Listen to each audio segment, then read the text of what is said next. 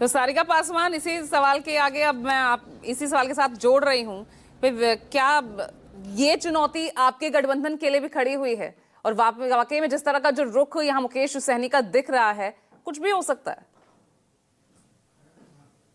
नहीं नहीं, देखिए पूजा जी, लोकतंत्र है और लोकतंत्र में सबको आजादी है अपनी मांगों को रखने का। और रही बात कि मुकेश सहनी जी क्या करेंगे नहीं करेंगे, तो 11 बजे तो उनकी खुद की भी वो लाइव उन्होंने कह ही दिया है कि लाइव आकर के वो तमाम बातों को जनता के समक्ष रखेंगे।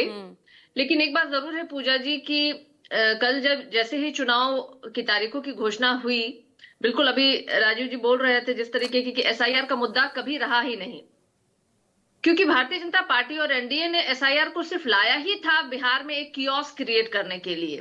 कोई घुसपैठिए नहीं मिले, कोई रोहिंग्या नहीं मिले, कोई बांग्लादेशी नहीं मिले, लेकिन लगातार जिस तरीके से एक हवा क्रिएट करने की कोशिश बिहार में की जा रही थी एनडीए के द्वारा, हम तो कह ही रहे थे कि कोई यहाँ बाहरी लोग नहीं है भाई, कोई घुसपैठिया नहीं है। और इसी वोटर लिस्ट के आधार पे तो लोकसभा का भी चुनाव हुआ था और उसी वोटर लिस्ट की मान्यता होनी चाहिए थी। लेकिन खैर, उस मुद्दे को हमने कहा ही था कि भाजपा सिर्फ और सिर्फ बिहार में लोगों को दिग्भ्रमित करने के लिए लेकर के आई है। सहनी किस तरफ है ये बताइए ना सारिका जी, बहुत स्विफ्टली आप एकदम चेंज आपने टॉपिक कर दिया, सीट शेयरिंग से सीधा आप मुद्दों पर आ गई।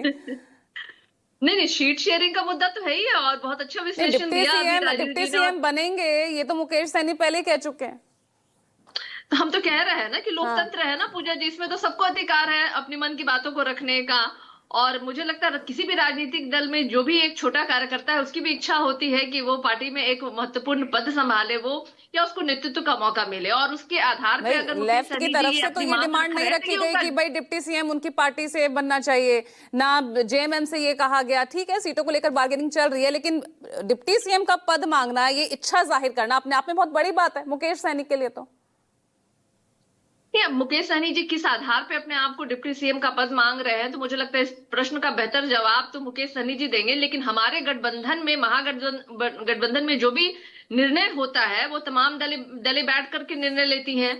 और जो भी निर्णय होगा मुझे लगता है पूजा जी आप सबों के समक्ष होगा। लेकिन एक बात तय है कि मुख्यमंत्री का चेहरा तेजस्वी यादव जी होंगे और मुद्दों पे लड़ाई इस बार बिहार में होगी। और मुद्दे हमारे वही हैं। मुख्यमंत्री का जो चेहरा है वो तेजस्वी यादव होंगे।